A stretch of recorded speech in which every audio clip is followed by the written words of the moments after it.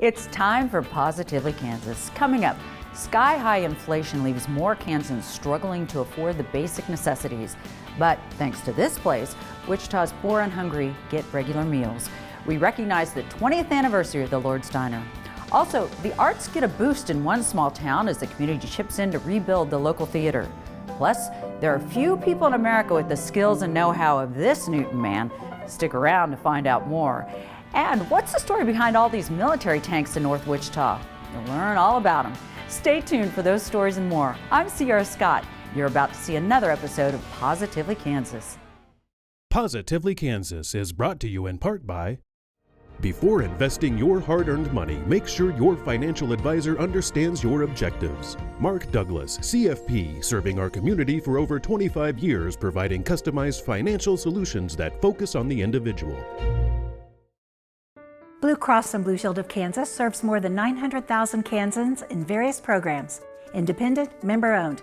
Blue Cross and Blue Shield of Kansas, an independent licensee of the Blue Cross and Blue Shield Association, proudly supports PBS Kansas. Program support provided by the F. Price Kosman Memorial Trust, Entrust Bank Trustee, bringing you the Kansas Wild Edge segments on Positively Kansas.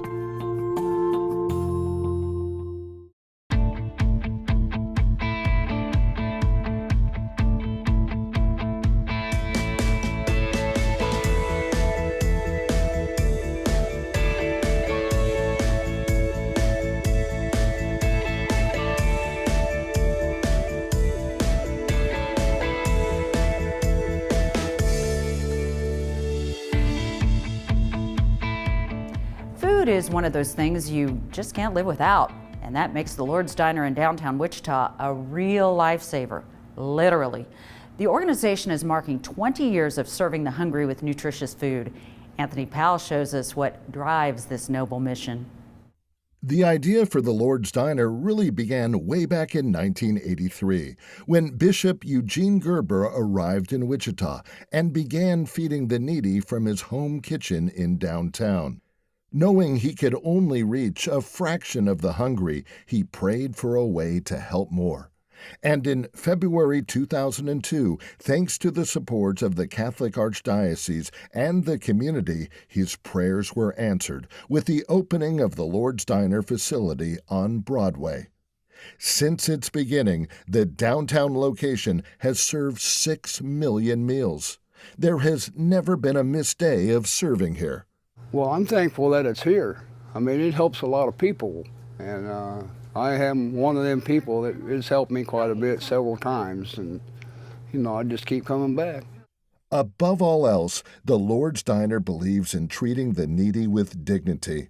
That's why folks like Mark Rowland are called guests. Rowland has been coming here since moving to Wichita in 2011 and says the Lord's Diner provides him daily peace of mind. Well, they help me every day. I mean, I come down here and I get something to eat in the mornings, and sometimes I come down here in the evenings and get something, and they give out blankets, socks, and things like that.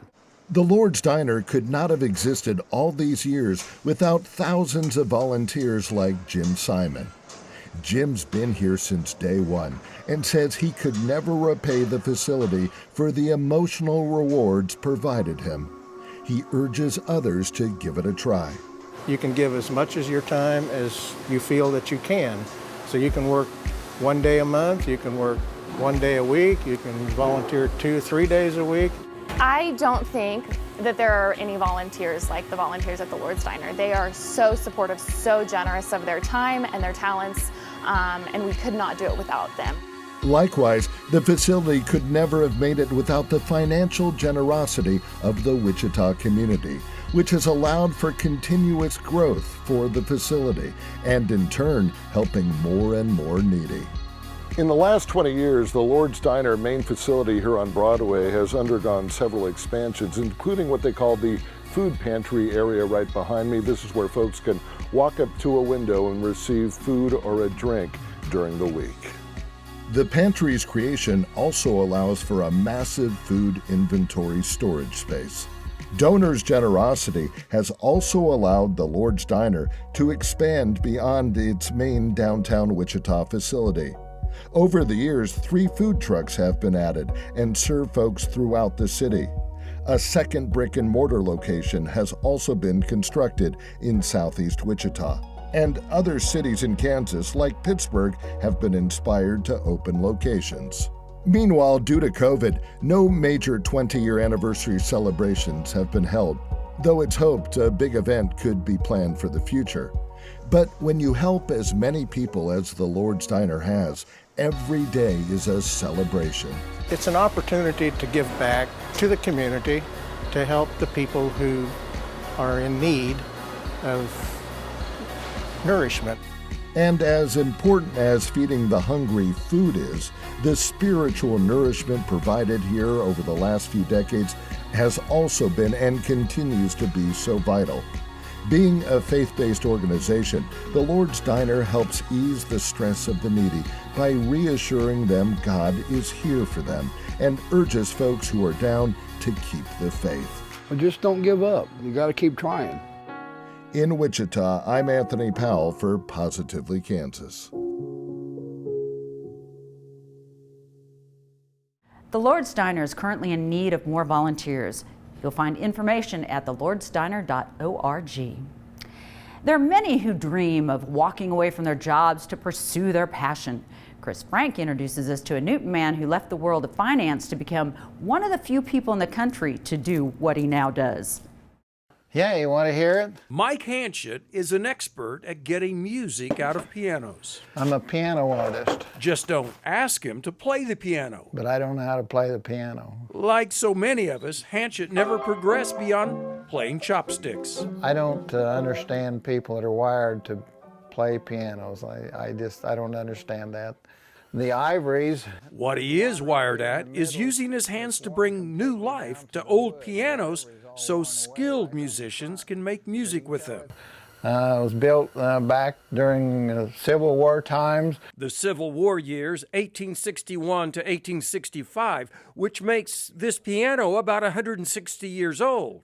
That is real ivory covering the keys. It's one of the older ones that I've worked on. They always have beautiful rosewood cases, and they're fun to work on, and it's a joy when you can restore them and get them playing again.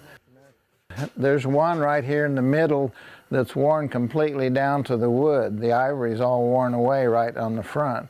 So you can tell it's had lots of use. The thing that makes this one difficult is there's no parts available at all for it. Now, Hanchett has to get creative and make those missing parts if replacement parts can't be found. In a small Newton shop, Hanchett works on both conventional pianos and player pianos. My main thing is player pianos, but you don't have a good player piano if you don't have a good piano, so I naturally get into piano work. Very few do what he does.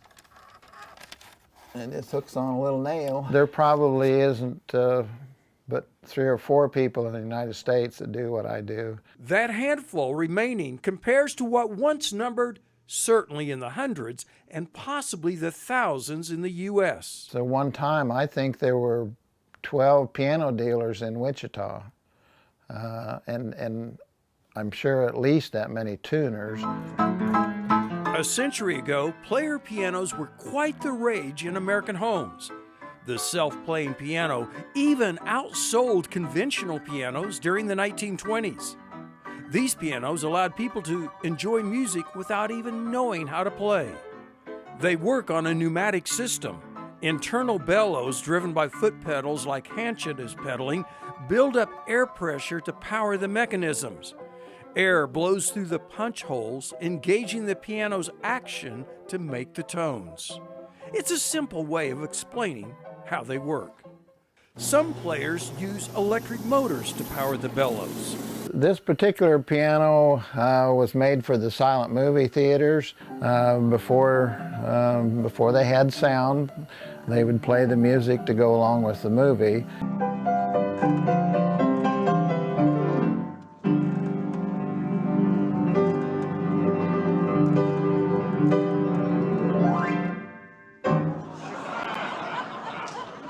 Hanchett says this green-colored player is rare, with only 2 remaining.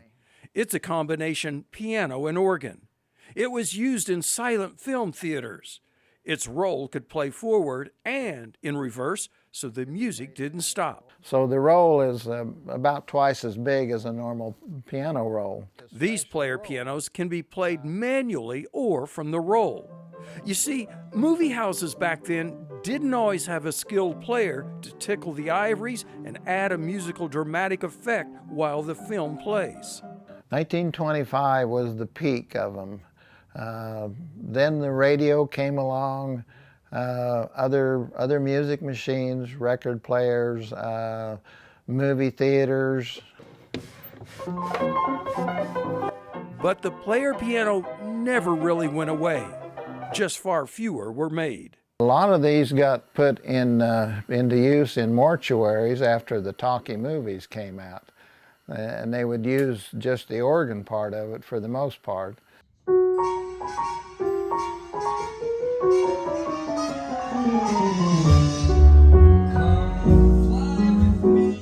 It is now much more common to find electronic player piano systems moving the keys and making the music rather than the very old pneumatic mechanical systems.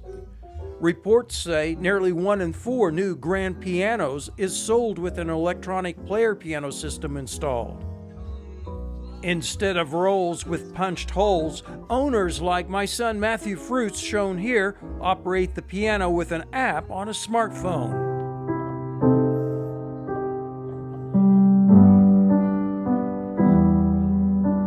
The electronics that operate the system are mounted on the underside belly of the piano. Extra speakers can be connected to further amplify the sound. As you can see, this piano has normal piano action with the hammer striking the keys, so a musician can play this grand when it's not being controlled by the electronic application.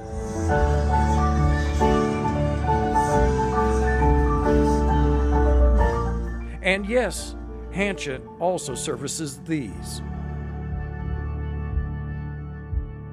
Hanchett also used to build calliopes, another type of pneumatic music maker. One particular calliope, shown here on a parade float called the Dolly Trolley, had Hanchett going to Mardi Gras in New Orleans annually. I'm just there to make sure that that calliope that they bought from me plays during their parade. Their parades are 4 to 5 hours long down there, and it's serious business. So they want the music to play during that whole parade. He has 15 fully paid Mardi Gras trips. He's built calliopes for customers in Florida, New York, Texas, and Oklahoma. And he has customers from those states and more for his piano rebuilds. When you clean it up, you can see how beautiful the wood is. I can do about anything you want to do to a piano as far as rebuilding. Some pianos are kept around his shop simply to cannibalize parts from. Parts are getting harder to obtain, so in a lot of cases we just have to make our own. It's ready to go home. Customers from across the country continue to lean on Hanchett's skills of keeping these pianos in playing condition so the music doesn't fade away. Reporting from Newton, Isn't that cool? This is Chris Frank for Positively Kansas. Hanchett started working on pianos right after moving to Newton in 1968. He went full-time with his piano repair work in 1984. Creating a dynamic cultural hub in the heart of Winfield, that's the goal of some folks who are overseeing a massive renovation of the historic Marquee Performing Arts Center. Anthony Powell took a tour and shows us how the project could transform the small town's downtown. For decades, the Fox Theater on Winfield's Main Street was a destination entertainment location. Local folks and those in nearby towns coming to watch their favorite movies in the state-of-the-art facility. Very, very few theaters were built in the 1950s, only 200 in all of the United States from 1945 to 1955. So this is really unusual that they would build in this style. So this is why it's so unique. But over the years, movie sales sagged, ownership changed, and finally in 2004, the once vibrant Fox Theater shut its doors. But a group of local residents saw a window of opportunity and in 2005 created an organization dedicated to reopening the theater and renaming it the Marquis Performing Arts Center. The end goal would be for this performing arts space to become the hub of downtown Winfield for cultural, social, artistic, and business gatherings. Yes, we could show movies here, but somebody could have a wedding here. There could be a business meeting here. There could be school concerts that happen here. But as the old saying goes, you have to walk before you run. And Marquis board members have walked countless miles since they came together in 2005, chipping away at various improvement projects like a new roof. Betsy was the slowest. That's enabled periodic productions to be put on here. Person from the wrong side of the tracks. The lobby has also been spruced up, allowing for various events to be held on occasion. But the big game changer came when the theater was named to both the Kansas and National Register of Historic Places sites, a 2-year process. Thousands of hours of research. The honors not only allowed for access to state and federal grants, but perhaps more importantly, gave Winfield residents the confidence that the renovation project could become a reality. A number of things that we're doing means the town is saying like, oh wow, and look what this can be. So we're in the process of right now finishing architectural design plans for the tiering that will come in here, and we bought the building next door also, so we can build contemporary restrooms and a bar right there that goes through so people don't have to leave a concert in order to go get a drink. We're also very interested in maintaining the integrity of the original design of the building, but taking it into the 21st century. We want the space to be state of the art, but we want to have that mid-century feel about the space, the blonde wood, hopefully bringing back the original carpeting. But of course, all this takes more money than state and federal aid can provide. So the board is continuously fundraising, looking to the community and businesses for financial help. The goal is to raise a few $1,000,000 in hopes of opening the Performing Arts Center in 2025. This provides a hub for the community to come together in downtown Winfield. It would create a new kind of energy in downtown Winfield, a place where people could gather and could bring families. I'm a huge supporter of it. John Lawrence is the director of Gallery 1001, just a few doors down from the proposed Marquis Performing Arts Center. Lawrence says the need has never been greater for a project like the center. It should help downtown, period, monetarily, because we've lost so many businesses over the last couple of years for various reasons, and downtown needs to be revitalized. And having the Marquis renovated, it would be a huge benefit to getting people downtown. When there is a successful space, an entertainment space, it grows commerce. People go out to eat before they come for the entertainment. Individuals buy clothing in order to go to the entertainment. Transforming a theater that for decades has been a Winfield landmark, creating a diverse entertainment space for local and surrounding residents of all ages to enjoy, and helping stimulate the downtown Winfield economy. These are some of the many reasons Marquis Performing Arts Center board members are urging the public to donate to the project. As they and others say, it's a win-win situation. In Winfield, or Winfield, I'm Anthony Powell for Positively Kansas. Once renovations are completed, it's hoped the theater will become a regular venue for Winfield's Walnut Valley Festival, which draws major talent from across the country each year. If military history is more your thing, this may trip your trigger. It's a museum of military tanks tucked away in an unassuming location in North Wichita. The place is not widely known, but Anna Spencer discovered it and paid a visit. It's not every day that you see a full-size tank parked in front of a Wichita warehouse, but just wait until you step inside. Welcome to the House of Tank Museum, home to several time period exhibits and over 24 tanks. Nearly a decade in the making, this private collection is now open to the public. Actually, he's a neurosurgeon here in town. This is his private collection.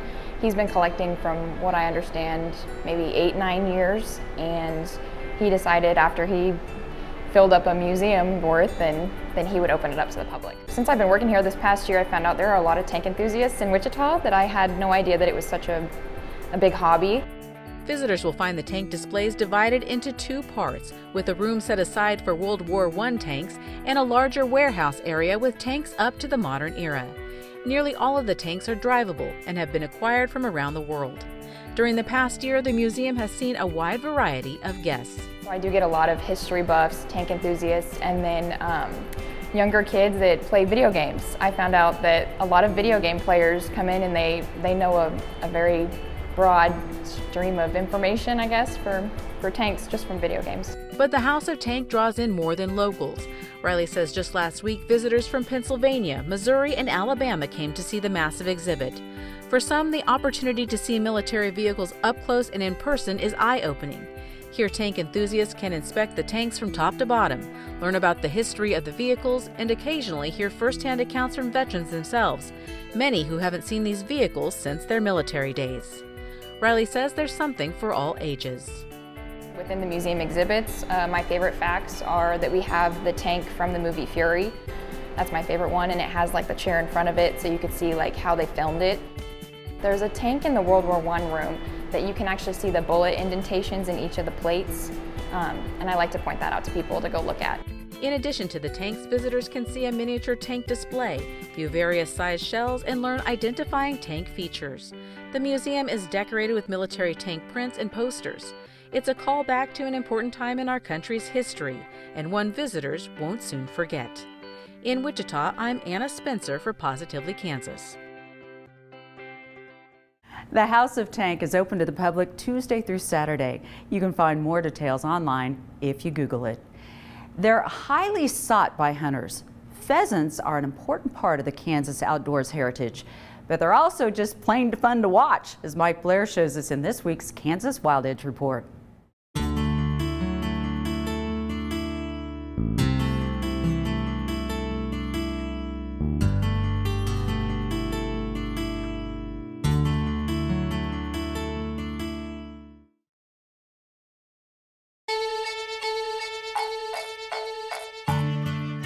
You get a hard overnight norther that drops temperatures 50 degrees and it changes wildlife behavior in a hurry.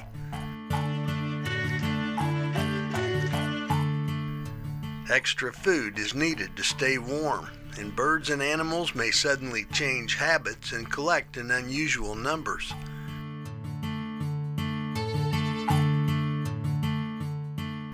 Like these pheasants which suddenly ganged up at a small grassland near a house where hunting was not permitted.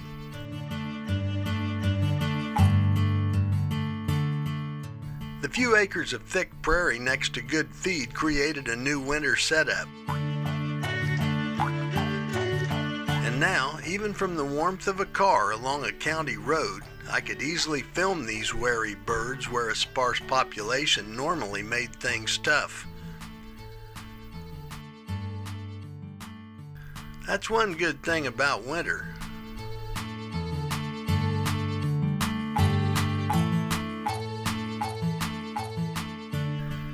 A few days later, a snowfall came and melted. I checked the pheasant hotspot again.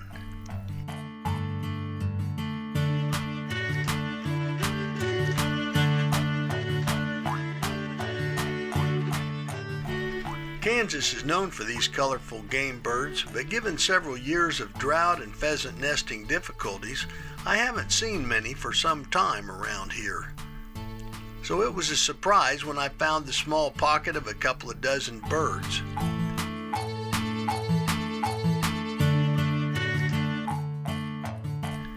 And this evening, as snow melted off, they were especially hungry and easy to film.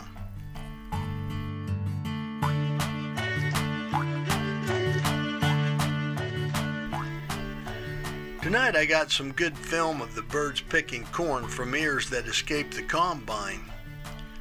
Using feet and beaks, they shucked and stripped the kernels right off the cobs. And busy like that, they paid little attention to me or nearby traffic.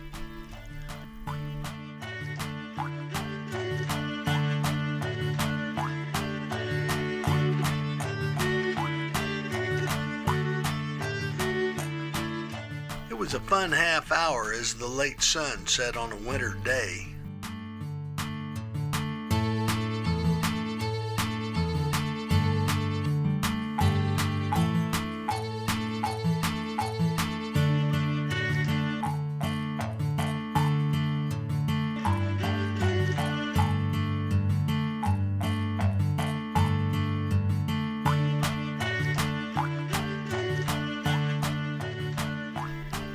After filling his crop, one rooster ate a daiquiri of frozen snow. That's not bad when there's nothing else to drink. Then he hit the road for tall grass nearby where he could hunker down against coyotes in another cold night. I'm Mike Blair for Positively Kansas. Well, that's a wrap for this week. Email us at positivelykansas.org if you have a question, comment, or story idea. I'm Sierra Scott. Thanks for watching. We'll see you again soon. Positively Kansas is brought to you in part by program support provided by the F. Price Kosman Memorial Trust, Entrust Bank trustee, bringing you the Kansas Wild Edge segments on Positively Kansas. Blue Cross and Blue Shield of Kansas serves more than 900,000 Kansans in various programs. Independent, member-owned. Blue Cross and Blue Shield of Kansas, an independent licensee of the Blue Cross and Blue Shield Association, proudly supports PBS Kansas. Before investing your hard-earned money, make sure your financial advisor understands your objectives. Mark Douglas, CFP, serving our community for over 25 years, providing customized financial solutions that focus on the individual.